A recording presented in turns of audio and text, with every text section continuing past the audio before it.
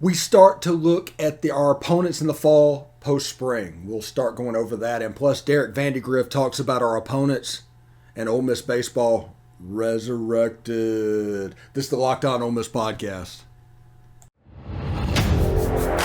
You are Locked On Ole Miss, your daily podcast on the Ole Miss Rebels.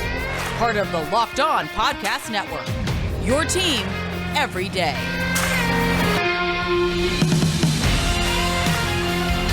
All right, welcome to the Locked On Ole Miss podcast. I'm your host, Stephen Willis. I hope everybody is happy joining us, and thank you for making the Locked On Ole Miss podcast your first listen every day. We are free and available on all platforms. Do us a favor and subscribe to YouTube, our YouTube channel. So you hit subscribe there. You hit a bell for notifications whenever we upload new videos, which happens actually quite frequently to begin with. And of course, you upvote the video itself. Now, here's a bonus thing. Once we hit 1,000 subscriptions to our YouTube channel, which is happening quite frequently, I'm fairly certain we're going to get there. We're going to do what we're calling Post-Game Live. Post-Game Live, we have a commitment from an Ole Miss legend. We have a commitment from the high school coach. It's going to be 30 minutes post-game after football games to where we just kind of talk real quick about what happened and what you need to know about it. So that'll be Post-Game Live. It will happen whenever you hit 1,000 subscriptions on the YouTube channel. So subscribe if you haven't already. If you have, tell a friend and get them to subscribe for me. And that would make us very happy. So thank you for that. So today, we're going to start our post-spring look at our schedule, how we look, what are the predictions going to be, what does it look like in the football season, what is our May/June opinion of what's going on. And also later on in the show, Derek Vandygriff is going to be talking about the sweep against Missouri this weekend in Ole Miss baseball as they are resurrecting themselves from the dead. So let's get it started right here talking about the football schedule. There you go. We have Troy, Central Arkansas, and Georgia Tech. We're going to go over those today. Troy, coached by John Sumrall, they play in the Sun Belt. The Sun Belt is turning into a really good league, but they're kind of, right now, Troy is getting left behind a little bit, behind the Coastal Carolinas and the Louisianas, and those type schools are making it really hard for the traditional powers like Troy. And coming in right now this year, Southern Mississippi, to have a real good look at it. This is a game that could be nervy at the beginning. It could be something to where everybody's worried about the quarterback performance, and the quarterbacks are going to feel that. They're going to know that. And because of that, it might be a little bit of a nervy start. Now, I do not expect Troy has enough talent to win that game. They might. Because upsets happen in sports whenever you play slow enough to where your opponents can comfortably play that speed. That's why upsets happen, and why people that play down to their competition is actually a real thing. It's all about how fast you play. And all of team sports is about playing faster than your opponents feel comfortable doing. It's going to cause mistakes. It's the reason Alabama is so good. So I don't think Troy can play fast enough to make us severely uncomfortable. Now, if Jackson Dart wins the job and comes out and throws them the ball 2 or 3 times, it could be interesting. But as I said yesterday, I expect this team to be 65% run, with Ulysses Bentley IV and Zach Evans toting the rock, and even the quarterback getting involved as well. Doing that and what they're going to do with Michael Trigg at tight end, I do not see a pathway really that Troy can win that game. I figure Ole Miss will be a favorite in that game by 14 to 21 points, honestly. But I expect the Rebs to win that. That is a wear white game. That's obviously a before Labor Day, so wear white. The next one's a wear red game. Central Arkansas. Central Arkansas.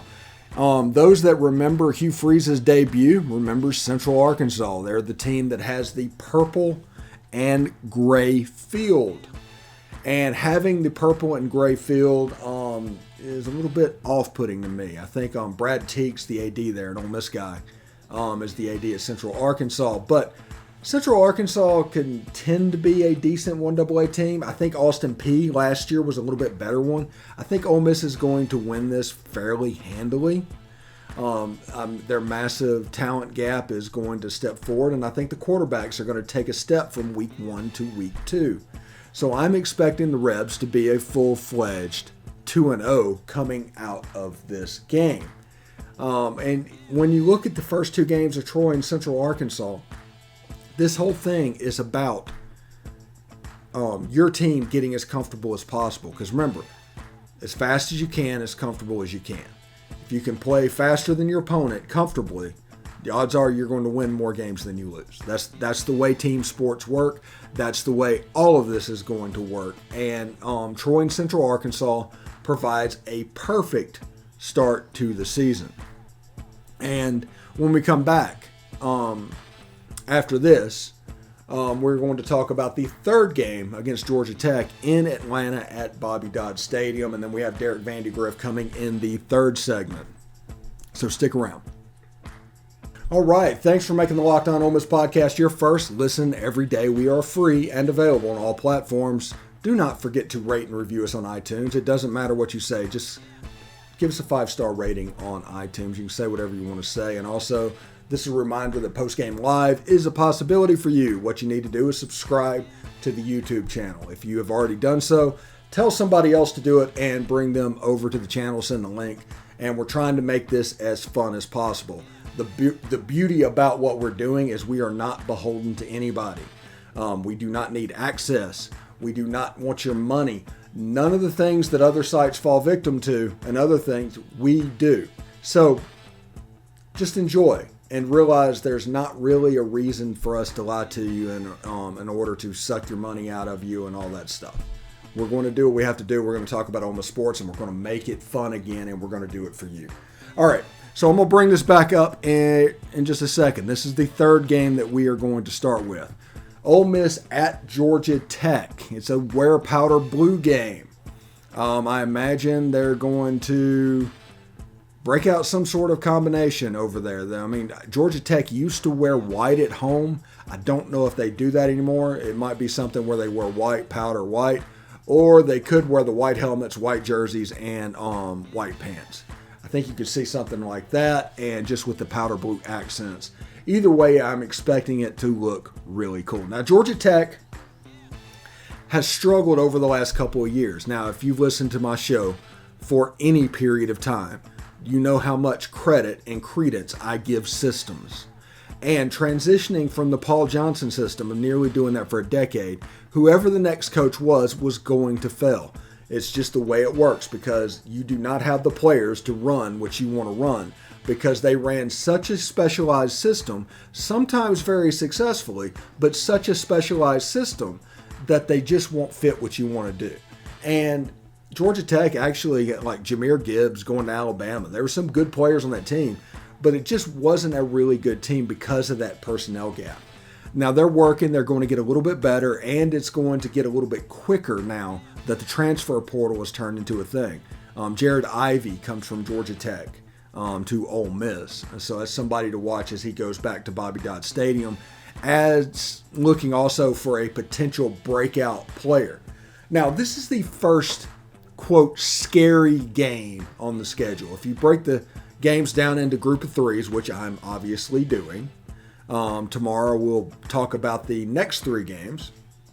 But if you break these three games, Georgia Tech at Georgia Tech is obviously a little bit scary, especially for somebody that you can't trust at the quarterback position yet. Again, I think this team is going to be heavy run. I think the quarterbacks, whenever they break out and the light comes on, is going to have a really huge game against one of these three because they're going to have to defend the run so much that the quarterbacks are going to have one-on-ones down the field, and if they can complete their deep balls, it could be a blowout. That could be at Georgia Tech. That could be versus Central Arkansas.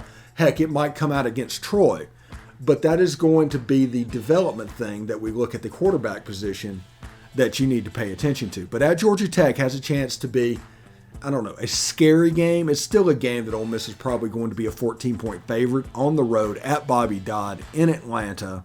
But it is one to where if the quarterback decision is not handled right and they have a bad game, Georgia Tech could be in it late. Now, like I said, they lost players like Jahmyr Gibbs and Ivey, and there's been a ton of players transfer out of Georgia Tech. We're going to get Bryce Coon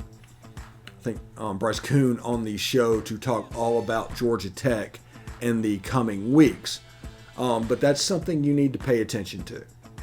Is them in the transfer portal, what do they look like? I don't think we know what they're going to look like, but maybe week 3 we'll have an idea of exactly what they will look like. And it's just one of those games to where it could just absolutely be weird. Ole Miss has done fairly,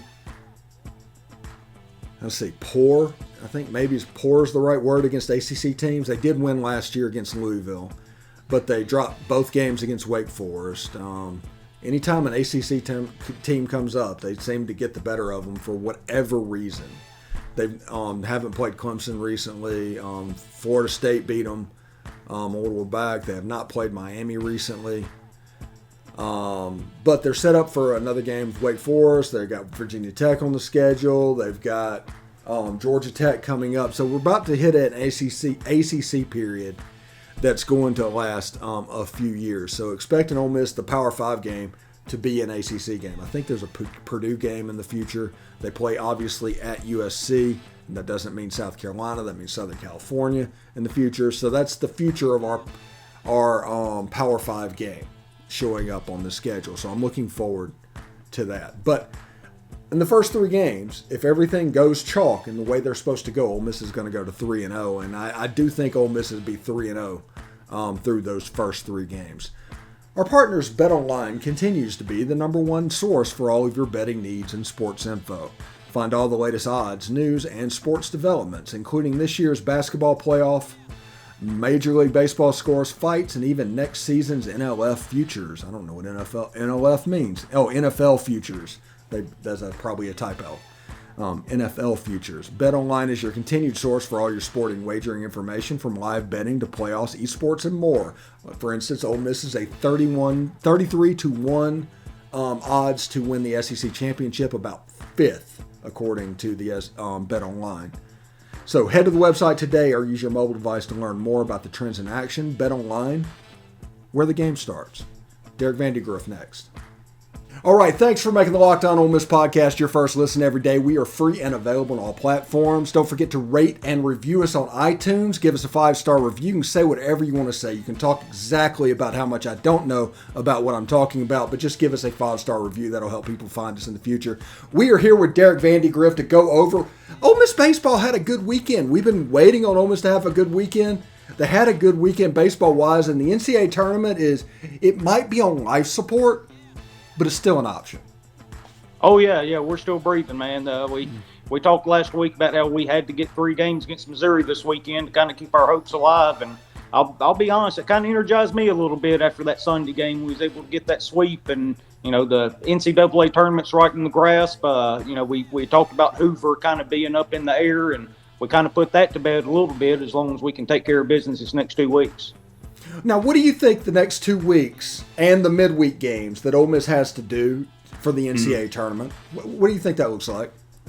Yeah, this coming Wednesday's a big one for us, having to go down to Hattiesburg to play Southern Miss. That's a big RPI boost. That's kind of going to be one of our problems getting in right now. RPI is 57 as of today, but, you go down there, their RPI is 16. LSU, get that on the road. Their RPI is 17, I believe it is. Now, we got a bad one with Arkansas State in the midweek next week. We need Mother Nature to take care of that one, rain that one out for us. There's no reason we need to play that one. I think they're at like 228 or something like that. And then come home and Texas A&M's 24. So, we've got plenty of opportunities coming up to get that RPI. Probably in the top 40s is kind of what you're looking at. So between those 2 series, the Southern Miss game, then you get into Hoover and win you a game or 2, it's definitely within reach now. Yeah, it feels like Ole Miss needs to beat Southern in the midweek. They need to get 2 out of 3 in Baton Rouge, and they need to get 2 out of 3 against Texas A&M, and that would probably do it. Maybe a game or so in Hoover. Yeah, you're probably talking about still having to go and, you'll throw Dillon DeLucia on Tuesday and Hoover, obviously, because the last weekend will be that Thursday, Friday, Saturday, so you'll throw DeLucia Thursday against A&M. That gives him 5 days of rest leading up to Tuesday for the first game in Hoover. That's a ballpark that's pretty well accustomed to Dillon DeLucia in the way he pitches. He's going to throw a ton of strikes. He's going to try to get some fly balls, and you've really got to get a hold of one to to drive it out of Hoover. So that sets up pretty well for us. But yeah, I agree. We definitely need that Southern Miss game. I think, just like I said, for the RPI boost, and then 2 out of 3 on the road against LSU, 2 out of 3 at home against A&M, and that gets you to that magic number of 14 conference wins. And remember, they also take into account the Governor's Cup, so that's really 15 conference wins. And then if you can get to Hoover, win that Tuesday, well, now you're at 16, and now you're really cooking with gas, and there's really no way they wouldn't put us in if we can get to that point, I wouldn't think. Yeah, and people are going to talk over and over that Ole Miss has won one series at LSU since 1982. Well, the difference is that's the last series that they played down there. So if you look at modern things, they're trying to do it again on the next trip. So it's not going to sound as hard as it is. Jay Johnson is the manager down there now. He was obviously the coach at Arizona, so they're going to hit the ball a ton. And I worry that we're going to throw too many fly balls to those guys, and they're going to deposit it over the fence in Alex Box.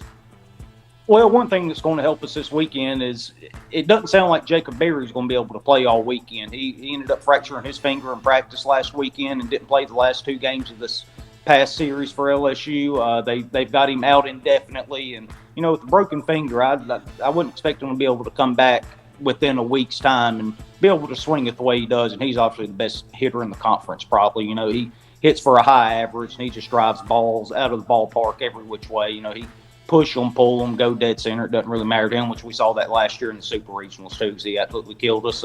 But not to overlook it, because he's only one of 4 guys LSU has that has double-digit home runs. So he's not the only one that can drive the ball out of the ballpark. But you always feel better if you don't have to face Jacob Berry anywhere between 12 and 15 times in a weekend. Yeah, and let's move on to that game and get ready for what's going on this weekend. Obviously, LSU is a team that hits the ball a ton. They probably need a little bit more pitching to get where they want to get. They're not quite there yet, but they hit the ball a ton. Jacob Berry potentially being out is huge, but they still have Dylan Cruz. They still have that first baseman that killed us last year. And they still have that third baseman, I think, that killed us last year. Is that about right? It is. Yeah, they like I said, they do hit it a ton. They have some pitching issues they've been trying to kind of work throughout the year. I know we've talked about it a couple times on here. We've gone around the SEC. Their bullpen's a little bit in shambles, but they've done a pretty good job being able to piece it together, kind of like Ole Miss has. We had those struggles earlier on in the year. It kind of seems like we finally figured out at least a weekend rotation. People are starting to settle into roles out of the bullpen and all. LSU's problem is still being able to field the ball, though. They've had 6 errors in their last 6 SEC games. They had 3 just this past Sunday, which it didn't cost them. They were still able to win the game. But those are the kind of opportunities we've got to take advantage of. If you give us extra outs, these guys have got to be able to step up and get the big hits on the road in a hostile environment like that and try to will us to a win. Okay, I hate to be the weird do guy, but when it comes to timely hitting, I mean, we are absolutely due for LSU and A&M for them to string together some hits from time to time. Right? This has been a weird year. Yeah, absolutely. And you kind of saw it a little bit this past weekend too. Obviously Missouri's not a very good team. Record-wise, they're the worst in the conference now. But we didn't strike out as much. We were able to walk. Our approach was much, much better. We weren't selling out for the home run or nothing. And we were able to get timely hits. We left 7 on base on Saturday, I think it was. You never want to see that many guys left on base, but we were still able to get enough runs across the plate. And things not been talked about enough, I don't think, is how good our starting pitching has been since we've gone to the DeLucia, Elliott, and Derek Diamond rotation. They've all kind of settled in there. I think Diamond doesn't feel as much pressure throwing that third game. He's able to get through, 4 or 5 innings pretty smoothly for us, and then you can go to Gaddis, and Gaddis pitched real good on Sunday for us, So I think they're finally starting to settle in. I think Elliott's going to be an absolute stud for us going forward, next year after, stuff like that. He's such a big-time pitcher, and DeLucia, he really grinded it out this past Friday. That's something we hadn't seen from him yet because he's been so dominant since he's put him in the rotation, right? But then he comes out and he's got, 70 pitches through 2 innings or something like that. And he was still able to go out and give us 4 innings. He still gave up 8 hits and walked 2, but he struck out 4 and was able to limit the damage and turned over to Jack Doherty. And, man, what a good surprise it was for him to come back and actually show us something finally. Yeah, and it just seems like when you're dealing with Dylan DeLucia and all that, whenever you battle and it's not fatal, there's been too much fatal things happen when people don't have their best stuff. It just seems to always come back and bite us in the worst way. And that's been the story of this baseball season, really.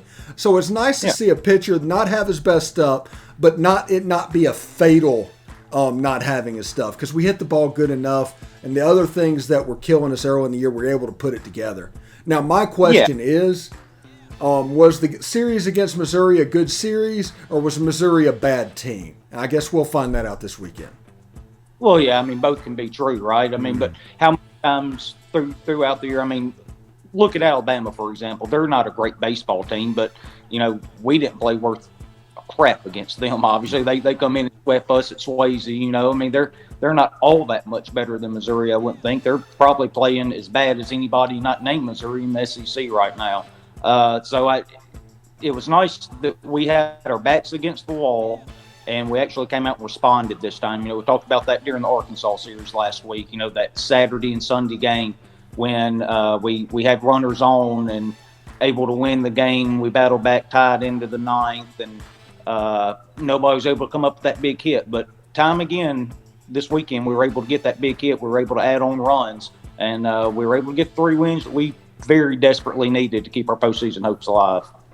Who's going to throw this week against Southern? Is that going to be Washburn? Is he going to be back? I don't know. He threw 2 innings on Saturday, which probably wouldn't be that deal. He could probably still come back. I definitely think it would be him or McDaniel, or maybe even some sort of piggyback situation. I would kind of lean McDaniel. I think they would want Washburn in the bullpen ready to go this weekend, since we lost Riley Maddox for the year, so we need that extra arm out of the pen for the weekend. Didn't McDaniel pitch against him in Pearl, though? Yes, he did. My whole thing is they might want somebody that maybe looks a little bit different. It's not the same thing that you haven't seen before, especially in a game you have to win. Yeah. I mean, I would definitely prefer Washburn, but I also don't want to get out there and burn him out in a midweek game when you've got such a big series coming up against LSU, and you're going to need him out of the bullpen at some point this weekend. Yeah, Washburn coming in for Elliott is kind of a nice fit, like Gaddis coming in for Diamond. And then just power, DeLucia, power.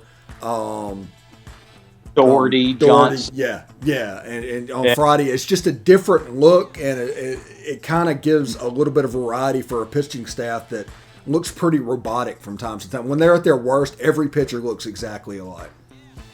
Yeah, and the Diamond and Gaddis pairing, you've seen that for 2 weeks in a row now, and it has looked pretty good. So I think they're on to something there in the game 3. He seems pretty set on using Johnson on Friday nights with DeLucia, if it's a close game. He's done that for, I think 3 straight weekends now, and then Saturday's been Doherty's day. And if Doherty can get back going like he was at the beginning of the year, then, that's not a real bad pitching setup for a weekend. Yeah, I'm pretty impressed with that. Let's go around the league real quick before we get out of here today. What else did you notice? Bad weekend at Mississippi State. Oh, yeah, I know. That's a real shame. I hated that one. It made for a Monday. You look up and the national champions are in danger of not making Hoover all of a sudden. Who would have seen that coming into the year? But speaking of which, what about Kentucky going and taking 2 out of 3 against Tennessee? Who saw that one coming?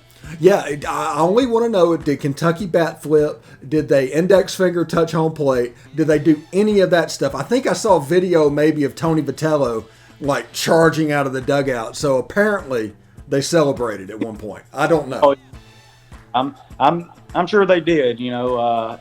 That's pretty impressive with Kentucky, though. We've talked several times about them maybe being one of the worst teams in the league, and for them to come up and get two wins against Tennessee. Now, granted, that's not what I wanted to see, us going into the weekend battling to get into Hoover, and now the last place teams all of a sudden taking games against number 1 team in the country that apparently nobody could beat up until this weekend. But it ended up working out pretty well for us. We went and got our 3, so I can't complain too much. Yeah, that park in Kentucky is fairly easy to get out of. And whenever you have a pitcher coming up there that's throwing 97, 98 miles an hour, if you hit it solid, it's going to travel far. And I just think that those two things helped Kentucky that weekend. Yeah. So, Yeah, no doubt about that. That's somebody we. Our man Kemp Alderman keeps just crushing the ball. I mean, everything he hits, it doesn't even matter if it's an out. It seems like it's 100 and something miles an hour. Yeah, it's an unreal really way he hits the ball. Yeah, he might be the guy. If Ole Miss ultimately makes it to the NCAA tournament, him and Dylan DeLucia, there needs to be a plaque given to both of them because Ole Miss got into the tournament because of them. Oh, yeah, there's no doubt. And kind of the funny thing is, when we're doing our preseason thing, we were talking about breakout players and stuff like that. And if somebody were to drop down and said, hey, Kemp Alderman's going to be, basically a 300 hitter and everything coming off his bat's over 100 miles an hour, I thought, well, good Lord, we're going to score 15 runs a game. And, we'd be lucky to lose twice all year. But here we are. Yeah, here we are. And it's got to the point where, like, Tilmoco has turned into Pedro Serrano. Yeah, Kevin Graham, though, is starting to come back into form a little bit after his injury. That's actually an underrated piece that nobody's talking about, I don't think. Yeah. That Sunday he had 5 for 5, and it was actually his first 2 home run game, too. I heard DK talking about that on the radio broadcast. I know that's his first career 2 home run game as a Rebel. But if he starts swinging, and then, you better watch out. I'm telling you, if we can just get into the tournament, nobody's going to want to see us as a 3 seed coming into their regional because they know that if Graham's going and Elko and Gonzalez and Alderman and all those guys, we can at least hit our way out of a regional. Yeah, I honest to goodness, I think people need to plan on being a 3 seed in Hattiesburg. Oh, yeah. That seems to be the logical spot right now. And Southern Miss and Ole Miss, after the ultimate regional that they played last year, I imagine they're going to be playing in a regional final this year, honestly. Sure hope so. That would make must-see television. Yeah. But first, like I said, we need to beat them in the midweek. We need to get 2 of 3 from LSU and 2 of 3 out of Texas A&M. And honestly, it's not that difficult of a task to do that. They have the players to do it. You just need to do it. Play clean. Yeah, that's it. We've all known we've had this talent all year. We've talked all year about, it's just unreal. It's the same offense from last year. And, always talk about what Bianco and that staff always does with pitchers. And, right now we're kind of coming together at the right time. So that's not necessarily a bad thing. You want to be playing your best baseball at the end of the year, but you don't want to be digging yourself out of a hole at the same time. But, we're in okay shape right now. We definitely got work to do, but it's going to make for an exciting last 2 weeks of the season. I can't wait. All right. Thanks for making the Locked On Ole Miss podcast your first listen every day. Tune in tomorrow where we'll continue our scheduled breakdown of the fall football season.